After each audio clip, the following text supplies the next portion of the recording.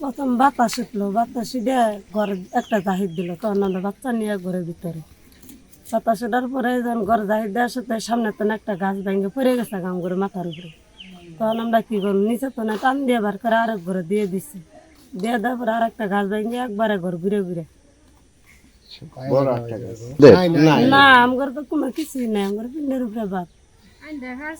আমার অনেক কষ্টে দিন যা, দিন কামাই করে দিন খাওয়া লাগে, ঘর তোলার কোনো সামর্থ্য তার আমার হান নাই।